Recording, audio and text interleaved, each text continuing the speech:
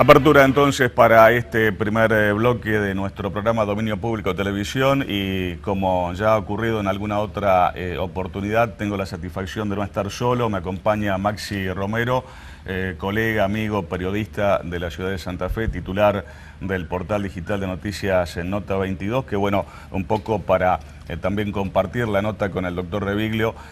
Mucho le agradezco que nos haya venido a acompañar en esta oportunidad. Maxi, muchas gracias y bienvenido. No, gracias a vos, Gustavo, y un saludo también a toda la gente que te mira para esta gran región.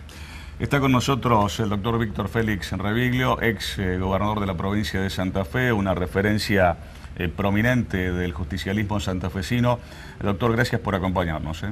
Mucho gusto, encantado. Aquí estamos para contestar algunas preguntas que pueden hacer ustedes, periodismo, ¿no? Así es, en esta semana que para usted no ha sido una semana más, porque se han cumplido 30 años de aquel triunfo rutilante, ¿no? No solamente suyo aquí en la provincia de Santa Fe representando al justicialismo, sino también una elección de aquel momento, de ese día, de hace 30 años, a donde el justicialismo, bueno, también arrasó prácticamente en todo el país, ¿no?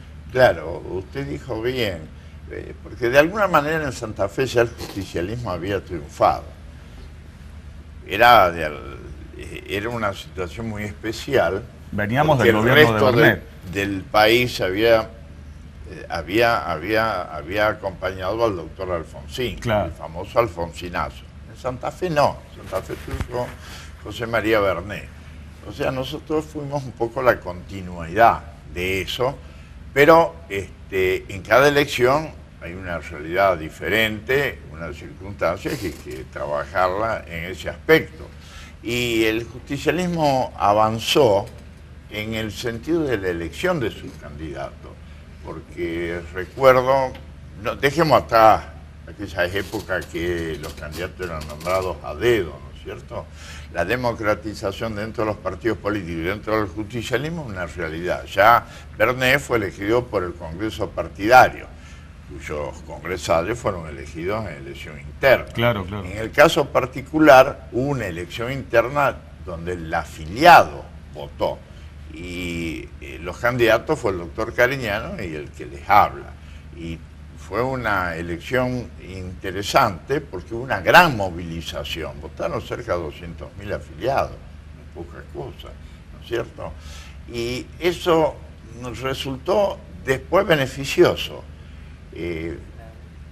Al contrario de lo que os suele ocurrir, que el que gana, gana y el que pierde, vota en contra.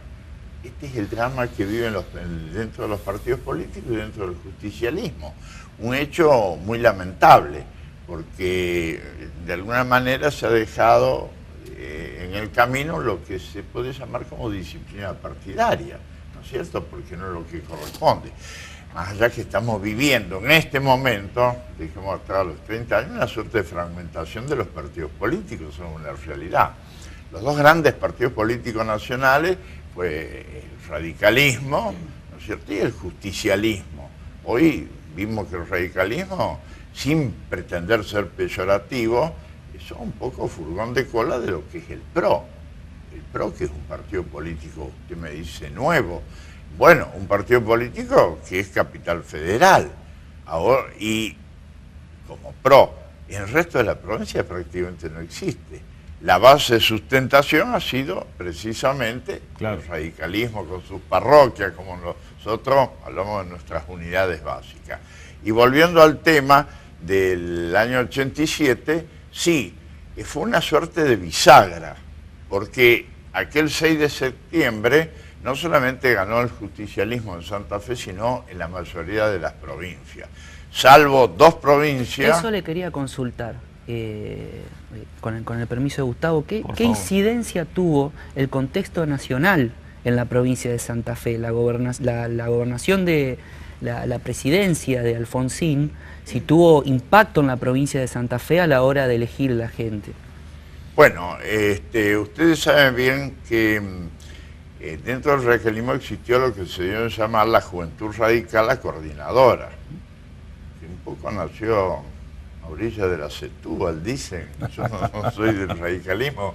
Y donde una de las figuras más prominentes era el Changuis Cáceres, el doctor Cáceres. Que compitió con ustedes. Su contrincante. Que fue justamente el que, luego de las internas en que yo triunfo sobre el doctor Cariñano, ¿no es cierto?, nos enfrentamos ya definitivamente por la gobernación de la provincia. Y aquel 6 de septiembre, que no era la fecha que había elegido el presidente de la Nación.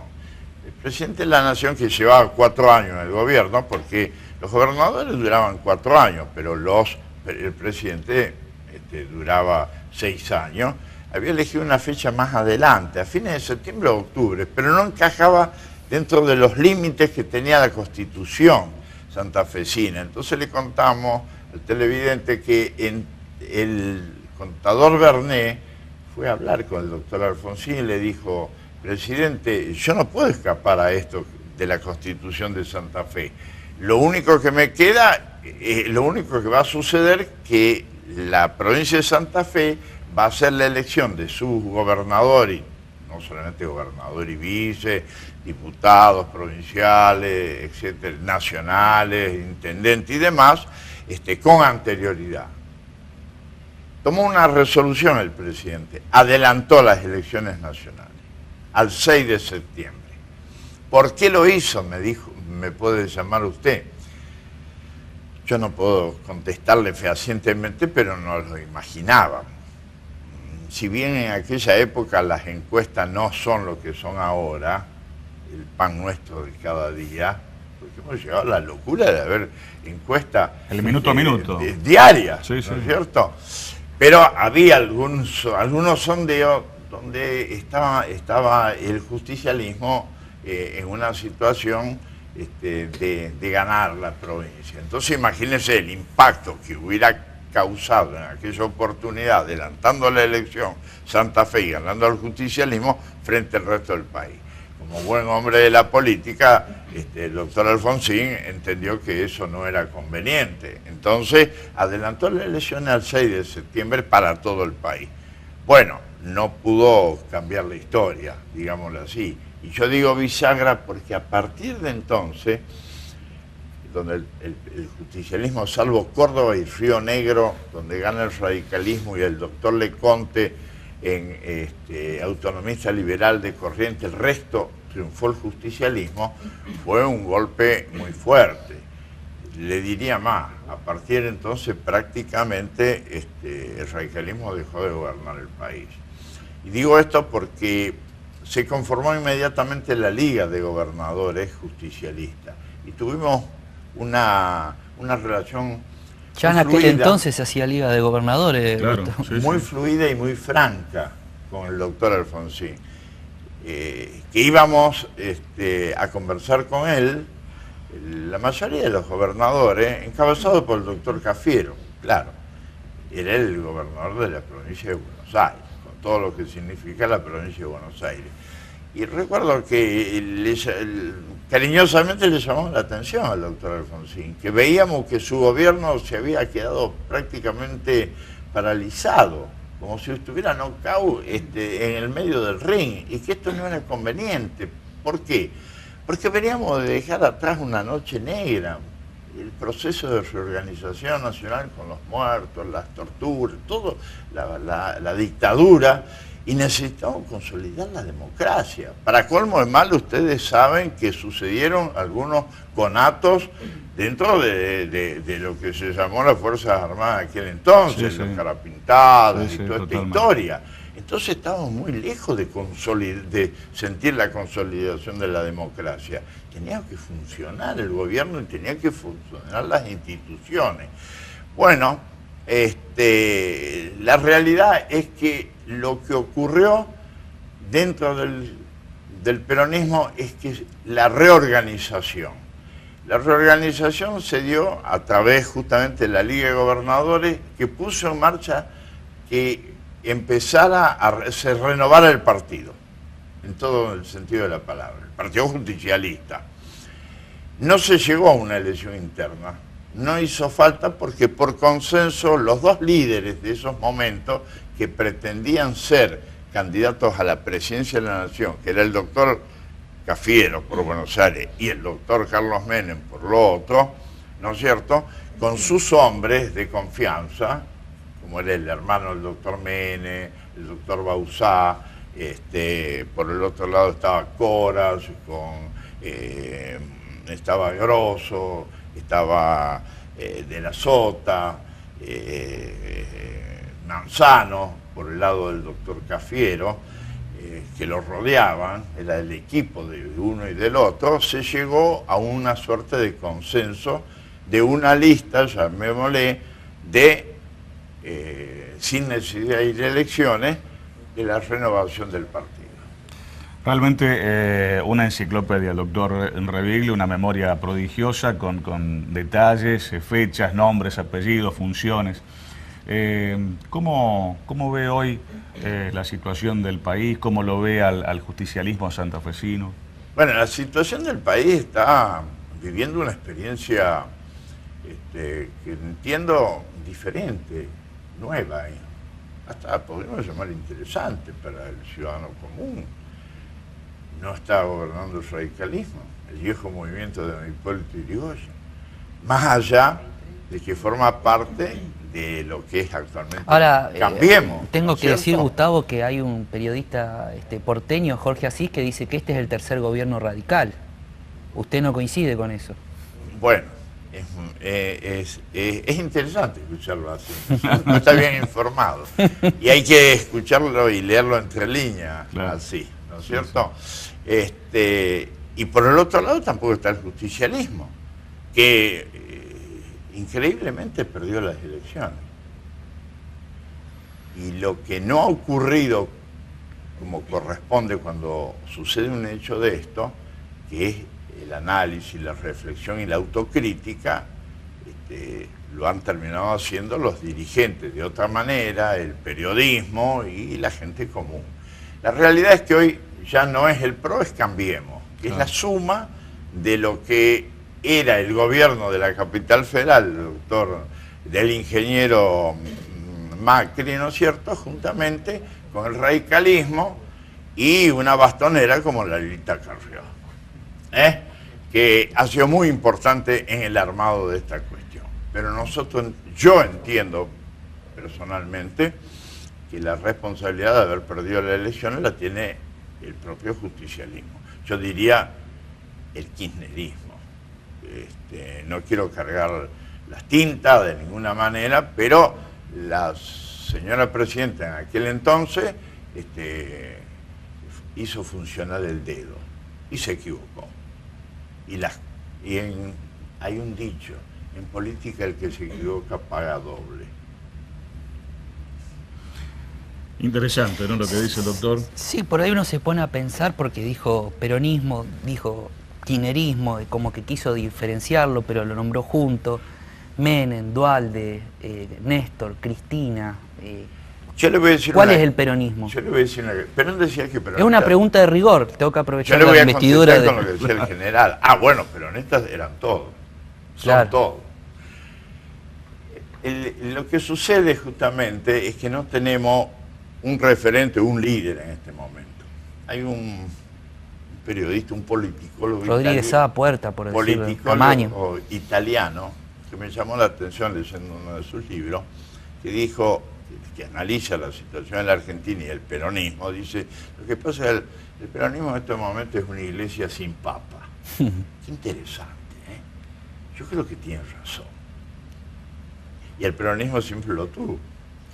Y si no lo tiene, lo necesita. Es una definición muy gráfica. Perón fue eso. Claro. Y claro, si remontamos al pasado, el peronismo siempre sumó gente que venía, llamémosle, de la izquierda o la centroizquierda o la derecha. Y bueno, y si no, que era Borlengui y Bramuglia, si no venían del socialismo, o que era Remorino, Arce y Baniceví, que venían de la derecha. Claro, existía Juan Perón, que era la suma del conjunto. Y esto es más difícil ahora. Además, tenemos que reconocer, pero uno solo, el peronismo como él, no va a volver a existir. Existen aquellos que asumen la jefatura el liderazgo, como ocurrió con Carlos Menem. Contra todo lo que se creía que iba a ganar Cafiero, Carlos Menem triunfó. Nosotros, los gobernadores, la Liga de Gobernadores, salvo dos gobernadores y uno que se declaró imparcial, estábamos con Antonio Cafiero. Y sin embargo la gente votó a Carlos Menem. Ahora yo lo voy a pinchar un poquito, sigo insistiendo con el permiso de Gustavo. Usted dice peronistas y de izquierda, de derecha, peronistas son todo, eso es lo que decía Perón, ¿no? Ahora la pregunta sería, hay algunos que dicen ser peronistas y parece que no son. ¿Vio ese cuento de Perón que decía que llamaba al perro león, pero que no era león, era perro? ¿Se acuerda? Yo por ahí en el justicialismo veo en actos gente en la actual lista de diputados, hace la B, está sentado adelante y ni siquiera son afiliados. Entonces, ¿cómo se construye un peronismo así desde su punto de vista? Bueno, en estos momentos estamos viendo una crisis dentro del justicialismo. Quien diga que no lo está negando, es una realidad. Y si venimos de una derrota, ¿no es cierto?, que no estaba prevista, con más razón, haría falta que funcionaran los resortes normales de un partido político, que no ha ocurrido. Cuando se reúne, se hace la autocrítica, se dice todo lo que tiene que decir y se cambiará el rumbo, se ayornará la postura, la actitud de cara al futuro, con la experiencia del pasado. Cuando esto no ocurre, ocurre lo que está pasando en estos momentos. Entonces, el futuro inmediato del peronismo, cuando decimos peronismo englobamos todo. ¿Sabe movimiento? ¿Por qué? Pues Perón hablaba de movimiento. Claro. Hipólito Yrigoyen hablaba de movimiento. Fue el primer movimiento popular. Es diferente hablar de un partido político. Por eso ha habido y sigue habiendo la discusión interna dentro de estos grandes dos partidos nacionales, movimentista o partidista. Dicen los movimentistas, dicen no queremos ser parte de la partidocracia liberal. Empecemos, ya entraríamos en otras cuestiones. Pero digámoslo, el justicialismo en estos momentos está viviendo una suerte de tensión interna y a la vez de confrontación con esto que no está muy claro, con la actitud de la expresidenta, que se corre del partido, crea unidad ciudadana, pero esto no sabemos si es de alguna manera una herramienta circunstancial de este momento o si de lo que está pretendiendo es conformar una suerte de justicialismo de centro-izquierda y terminamos con una división real y profunda. Una cosa de centro-izquierda y una cosa de centro-derecha, que es lo que, por lo menos yo, estamos tratando de que no ocurra y que es lo que conseguimos en Santa Fe, que no ocurra. Lo hemos vivido en la postura de una interna donde tenemos claramente un hombre como es el ingeniero Rossi por un lado y donde es la doctora Ródenas por el otro y que hoy están juntos, ¿no es cierto? Pero no revueltos. Que es otra cosa. Pero no revueltos. Yo quiero agradecerle especialmente al doctor Reviglio que nos haya venido a acompañar. Da para un programa entero hablar con el gobernador. La excusa ha sido un poco aniversario, 30 años de su triunfo electoral aquí en la provincia de Santa Fe, que lo llevó a la gobernación. Pero más allá de ese dato histórico que no es menor, obviamente que siempre es bueno hablar de lo actual y de lo que viene, ¿no? Quisiera decir dos palabras. Por favor. Lo que ocurrió hace 30 años es al revés de lo que está ocurriendo ahora. En aquella oportunidad funcionó la democracia interna, se hizo una elección y se encolumnaron todos detrás de un candidato y de los candidatos en cada uno de los departamentos o intendentes de lo que fueran, de una u otra lista. El que ganó condujo y el que perdió acompañó. ¿Y cómo? Acompañó porque además era parte de la estructura electoral de ese momento. Por eso realmente fue un ejemplo en el cual debería estar mirándose la actual conducción, conducción no es la palabra, la actual dirigencia en general del justicialismo. Es decir, Perón habló, cuando estamos organizados, unidos y sobre todo solidarios, la cosa es más fácil. Lo vamos a comprometer, doctor, para que nos vuelva a acompañar próximamente, ¿puede ser?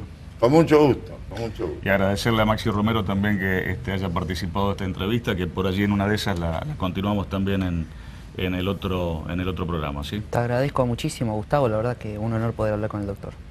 Muchas gracias por habernos acompañado.